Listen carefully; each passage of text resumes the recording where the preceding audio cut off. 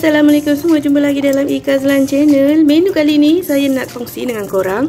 Saya buat cendawan pula. Ayam claypot.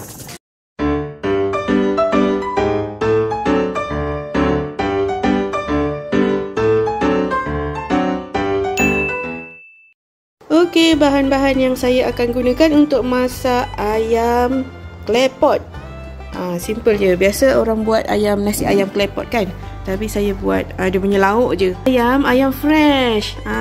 Kalau ayam fresh maksudnya air ataupun kuah dia lebih sedap, lebih manis. Saya gunakan setengah ekor ayam. Ini dia cendawan dia, dry mushroom. Cendawan kering. Dia punya cendawan ni saya dah rendam. Lepas tu dia punya tangkai ni buang. Dia keras-keras sikit. Jadi untuk bahan kuah guna kicap manis, kicap cair, minyak bijan dengan sos tiram. Sos tiram ni main peranan korang cari yang sedap-sedap sikit lah. Yang ni saya approve, sedap. Untuk bahan tumis, halia, cili kering dan juga bawang putih. Simple. Dan last sekali daun bawang. Saya tak guna kuali, saya nak buat claypot. Lama saya tak gunakan claypot ni. Ada konten saya gunakan. Tak salah saya dekat Kelantan saya masak sup ketam guna claypot ni. Jom kita memasak ayam claypot cendawan shiitake. Okey, minyak dah panas, masukkan halia. Bismillah. Kemudian masukkan bawang putih. Bawang putih ni saya ketuk-ketuk je. Bawang putih dengan halia ni dah keluarkan bau yang sangat-sangat wangi. Masukkan cili kering. Cili kering ni bukan direbus tau. Dia yang kira yang cuci terus lah. Korang potong-potong lepas tu cuci. Jangan banyak-banyak sebab nanti dia akan mengeluarkan rasa yang pedas lah.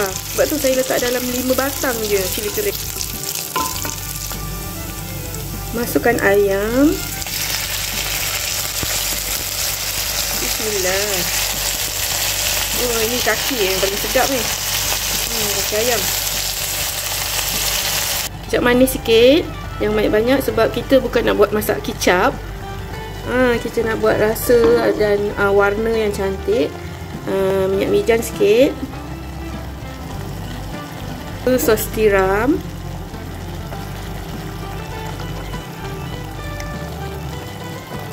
Kicap apa ni? Light sauce, kicap cair. Bismillahirrahmanirrahim. Inilah dia punya rahsia dia yang sedap ni. Dalam masakan-masakan Chinese, biasa guna kicap cair. Bismillahirrahmanirrahim. Kacau, bagi rata. Tak guna garam, saya nak letak cube patik ayam. Korang boleh je guna cube patik ayam ni ataupun korang guna cukup rasa. Nak letak garam pun boleh, tak ada masalah. Masuk je lah.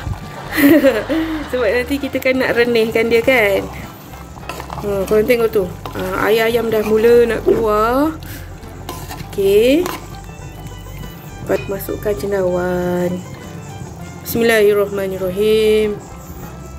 Cendawan ni sedap tau. Korang cubalah. Kacau-kacau lagi. Cendawan ni pun akan keluarkan air ataupun perisa. Korang masukkan air, jangan banyak-banyak sangat. Bismillahirrahmanirrahim. Okey, macam tu je dah cukup. Macam ni. Macam tu dah cukup. Lepas tu tutup. Bismillahirrahmanirrahim. Kita biarkan dia direnih dalam 15 minit macam tu. Lepas tu nanti kita tengok apa jadi dengan ayam ni. Jom. Bismillahirrahmanirrahim. Selepas 15 minit jom kita buka. Panas ni, korang kena hati-hati. Bismillah. Ui. Nampak menyelerakan. Allahu Akbar. Subhanallah. Ayam dengan cendawan ni dah masak tau. Jadi untuk pekatkan kuah, tengok kuah dia macam ni. Kalau suka kuah macam ni, korang tak payah tambah tepung jagung. Tapi saya nak tambah sedikit tepung jagung untuk bagi dia pekat sikit kuahnya. Bismillah. Okey, sikit je. Jangan banyak-banyak, nanti terlalu pekat. Allah, jadi apa nanti kan? Kita gaul-gaul dulu.